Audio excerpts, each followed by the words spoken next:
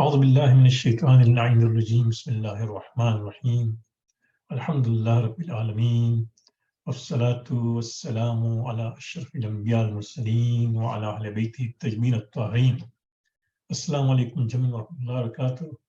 Thank you very much for joining us for session 4 of this session on Dua al-Nudbah of this course, for session 4 this course on Dua al-Nudbah.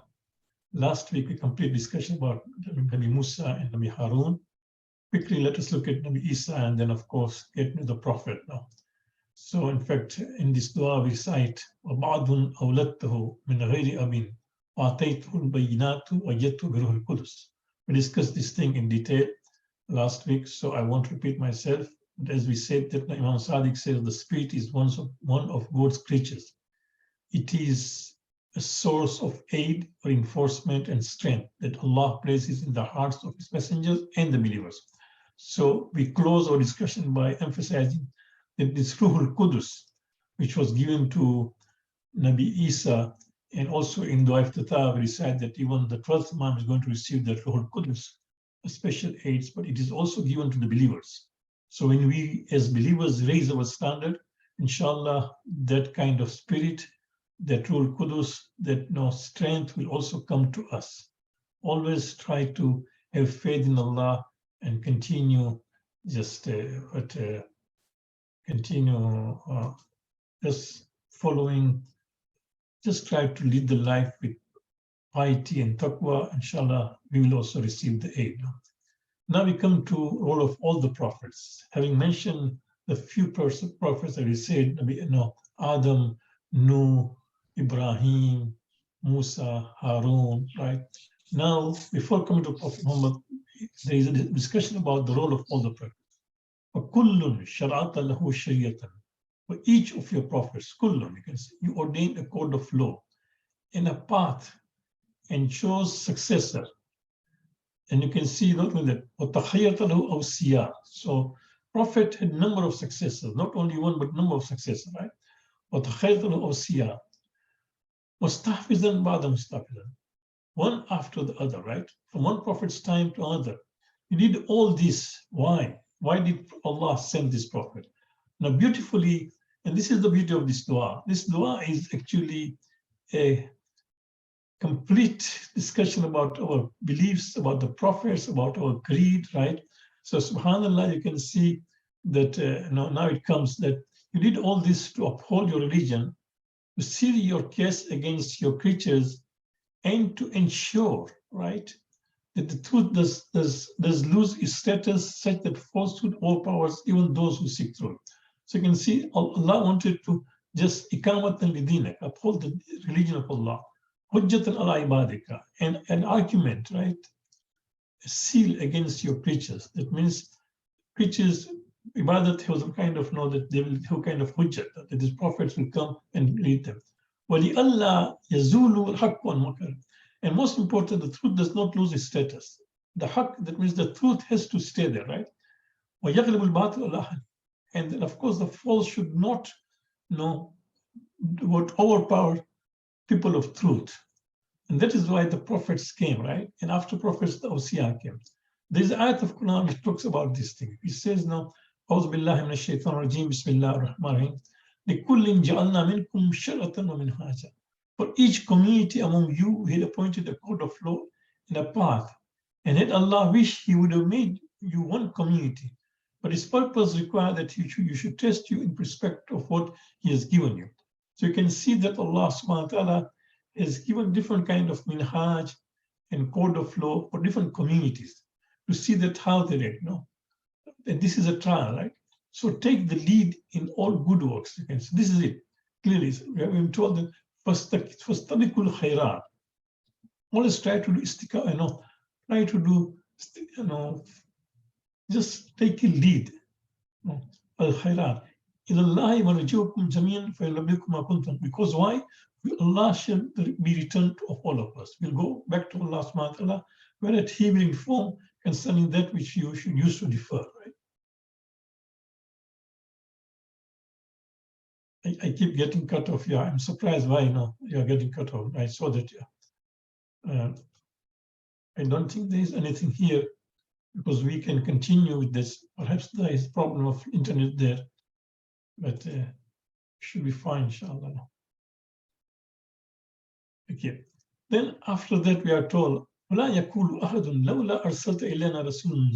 Allah has sent all these prophets with a specific role, we read in this dua that, and you did all this, so nobody would say, why did you not send us a messenger to warn us or light to beacon to guide us, that we could follow the commandments in the verses of your books, so that we should not have any kind of argument. You know, clearly you can see that no,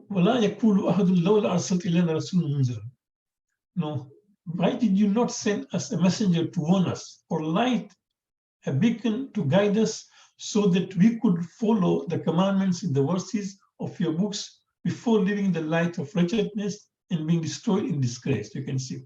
So if we do not follow the verses of Allah subhanahu wa ta'ala, then what happens? That we'll find that there will be wretchedness and disgrace. Not following truthful will make us just try to lead a life of disgrace and of, you'll see, wretchedness. And you can see now, right, people who have gone very far to the extreme, what kind of life they are leading, clearly. And then, of course, after doing all these things, now before coming to the Prophet Muhammad, the sentence says, Ila intahita bil amri, ila habibika wa najibika, Muhammad sallallahu alaihi wasallam, right? Until you ended the affair of the prophethood by entrusting it to your Lord. That means all the prophets, 124,000, one after the other, came. Now that silsila of prophethood ended. It just ended by now sending the last of the prophet, who was your chosen, Habibika, right? Who was chosen. And of course, may Allah shower him and his family. So now we come to the discussion of Prophet, Prophet Muhammad and his now. But before that, let's discuss about the Prophet himself. The dua is telling us about the status of the Prophet, right? He says, Ila intahita bil amri ila habibika wa najibika Muhammad sallallahu alaihi wasallam, right? You continue to send prophets and chose successor until after, right? And this is, we are told what?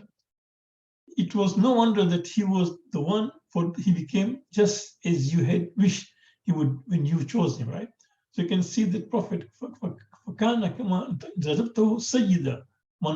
right?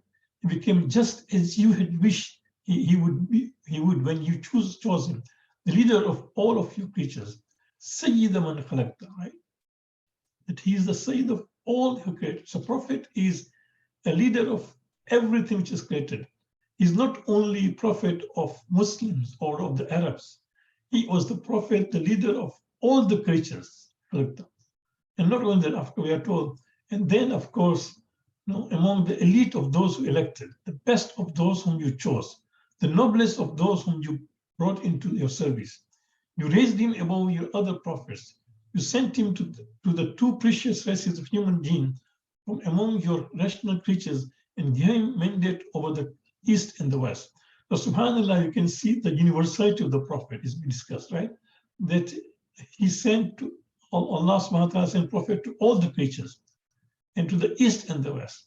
And then of course, Basto is a Sakalain. Sakalain here, of course, refers to the jinn and the ins. Why are they called jinn, precious, Sakalain? Because Allah has given them the ability to not act, free will. Right? The jinn and the human beings can decide to act freely and not follow the religion. But there are people who are using their intelligence and rationale to continue to follow the religion and the truth. So Allah has called them as Sakalain. Because of their ability that despite being free, they decided to follow the truth, right? Not only that, of course, and you gave the mandate over the East and the West. Prophet has the mandate over the East and the West. And this talks about the universality about Islam. Sometimes we say that, oh, we are living in the West, we are in Canada, it's so difficult to follow Islam. That is not the case, right? The case is that no, Islam is universal. Yes, it becomes challenging, there is no doubt in it, but then you have to learn to adjust to that thing, right? But we'll continue. Because if you see what we are going through extreme times here, for example, early Fajr, right? Compare with people who are in Sweden or other places. The time is even earlier. There are people who fast for such a long day, and their iftar time and fajr time is so short. Subhanallah. But there are people who do it because they're committed, right? So, because Prophet was sent as a universal prophet, right? So this is, we can see that he was above all the prophets. Clearly says no, that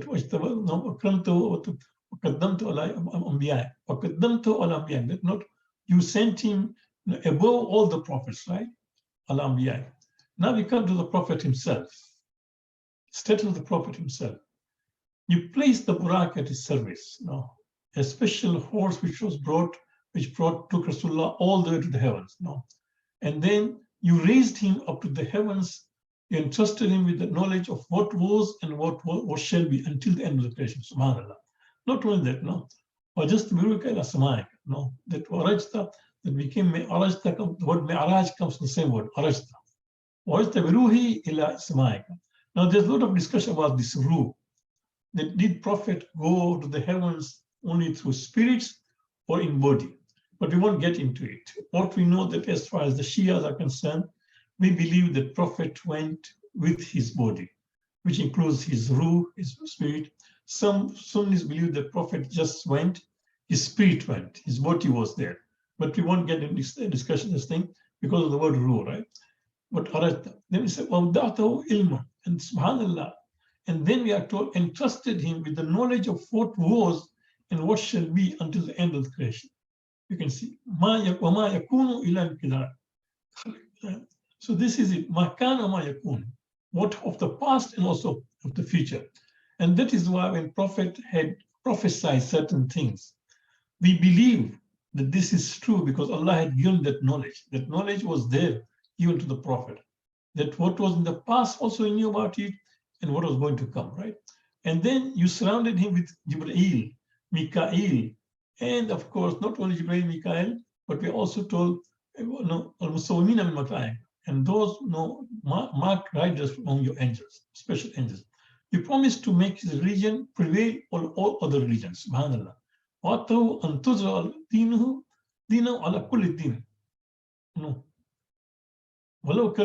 Subhanallah. And this will happen, that in spite of all the challenges and all the oppositions and everything what the enemy is trying, Allah has promised. This is there in Quran, number of verses, right? So the Saf is there, we've been told that this religion is going to prevail over all other religions. And this is interesting because if you see the condition of Muslims, see what is happening in Sudan, what is happening in Pakistan, right? What is happening, for example, in Somalia, there's fighting between themselves. What is happening in Nigeria? These are Muslim countries. So maybe some people would say that Islam is not going to prevail. Yes, we are going through all these challenges, unfortunately, on account of our leaders. You can see what's happening in Sudan, right? There are only two generals because they want power over each other. They've made the lives of thousands, hundreds of thousands of people difficult. It's an unfortunate part of it. But end of the day, Islam is going to prevail. Hopefully that people are going to realize and choose the right leader, because this is the promise of Allah subhanahu wa ta'ala. So you can see that you promised to make his religion prevail all other religions. Though the polytheists may loathe it, right? You made him this promise after having raised him to the lofty station by giving him the best of families. And of course, this promise was given to him, not only that, after Allah just raised him in a lofty position, and not only that position, but besides that, Allah gave him also families, right? The best of families. After having built for him and for them the first house of Allah, built for all people, the one in Makkah, that means Makkah, which is blessed and is guide for human beings. In it are clear signs such as station of Abraham. Now, whoever enters it, here shall grant. No? So now Allah is talking about that Allah gave this Khana Kaaba as our Qibla, and we going there for Hajj and gathering. This is the house, which is so important, right? Because as Allah Ta'ala says, the first house built for people to worship. It's not for house people to live. First house built for people to worship was Khana Kaaba, right? Hudan lil Alameen. It's a guidance for Alameen, again, you can see, universality. It is a guidance for the entire universe. وَفِيهِ آيَاتٌ بَيِّنَاتٌ مَقَامُ إِبْرَاهِيمَ وَمَنْ دَخَلَهُ كَانَ آمِنًا, subhanAllah, in which there are special signs. Amongst them, for example, is Maqam Ibrahim. وَمَنْ دَخَلَهُ كَانَ آمِنًا. The moment you are in the haram, you are safe, right? You are in safety. This is a special status given to Prophet and Muslims. You can see how important it is, right? And then we continue to discuss about the Prophet, and we'll stop here. And then, of course, in this dua we say, and you said, and now dua is quoting the verse of Quran directly. Up to now, you can see there were allusions. There were just references to Quranic verses. But now certain verses are so important that the dua, Imam Zamana has quoted actual verses of Quran. Up to now, when you talk about Adam, about Nuh, about Ibrahim, about Musa, right, about Isa, there was just references to Quranic verses. You have to try to go and find those verses and link. But now actual verses are important, so important. So when it comes to the family, Imam quotes that إِنَّمَا يُرِيدُ اللَّهُ لِيُذْهِبَ عَنْكُمْ رِجْسَ أَهْلِ الْبَيْتِ وَيُطَهِّرَكُمْ تَطْهِيرًا, right? That Allah just wishes to stay off from all kind of filth or people of the Prophet's household and to purify you thoroughly. So these are the prophets, these are the Ahlul Bayt, right, whom we actually love and we try to take them as leaders and imitate, right? ثُمَّ جَعَلْتَ أَزْلَ مُحَمَّدٍ صَلَّى اللَّهُ عَلَيْهِ وَآلِهِ وَدَّتُهُمْ فِي كِتَابِكَ. And not only that, after telling us that these are the leaders who are purified, one more thing also, Quran is telling us, and Imam quotes that now the ajr, how we are going to pay off Rasulullah for all his efforts and the sacrifice which he and his family gave, what the qurba, that we try to have love, right? That kind of, we try to just have love, tell them to ask compulsion for my work except for devotion to my family. So this is mawad, actual devotion to family. And then of course, وَقُلْتَ, and again Imam quotes the third ayat, subhanAllah. مَا صَدُّكْ مِنْ أَجْرٍ فَهُوَ لَكُمْ, subhanAllah. Whatever compulsion I've asked from you is for your own benefit. Allah does not do it for you, it's for your own benefit, right? وَقُلْتَ, and again, next ayat, right? مَا أَسَلُكُمْ عَلَيْهِ مِنْ أَجْرٍ إِلَّا مَنْ شَاءَ أَنْ يَتَّخِذَ إِلَى سَبِيلًا. And again, Imam quotes, tell them that I do not ask any compensation for my work except him who wishes to travel the path of his Lord's proximity. So if we want to just get near to Allah subhanahu wa ta'ala, right, it is through following the Ahlul Bayt. So do you see the importance of this dua, as we have been saying from first day off, that this dua, unfortunately, I know it's long dua, and people, because of that, they not participate, or they, for example, just leave others to do it. No, you don't need to recite the entire dua, you know. Try to recite even the passage of dua every Friday. Even that will be enough. As we do it and try to understand what we're reciting, we realize that how important this dua is and what kind of aspects, what kind of concepts, Islamic concepts are being covered in this dua, which Imam himself has done it. So you can see when it comes to Ahlul Bayt and the love of Ahlul Bayt and being devoted to Ahlul Bayt and then following the path, Imam has quoted 4 passages of Quran directly, right? Just to emphasize that one. And then you can see, فَكَانُوا هُمُ السَّبِيلَ إِلَيْكَ, subhanAllah. The Prophet's family is what? Is the path, right? To you. Sabil, it's a way to Allah subhanahu wa ta'ala. Not only that, and also the way to reach ridwan of Allah subhanahu wa ta'ala. So do you see how important it is? And this is the passage you should discuss with your children, with your grandchildren, that make sure that we stay on the path of Islam and we try to follow the teachings and the command, teachings and the practice of Ahlul Bayt. Mu'min, we pray to Allah subhanahu wa ta'ala that may Allah give us tawfiq, that we can appreciate who the Ahlul Bayt are, what kind of sacrifice they give, their contribution, and how much we have there to benefit from their life examples. These are the great leaders. And really, we should always remember our parents and grandparents who showed us this path of Ahlul Bayt.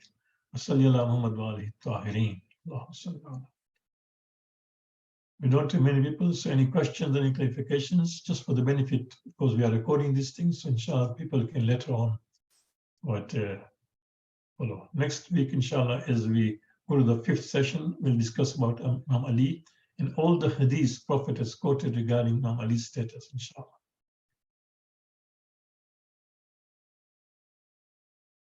Okay, then in case there is no questions, then inshallah we will end the session. Again, thank you very much for joining us.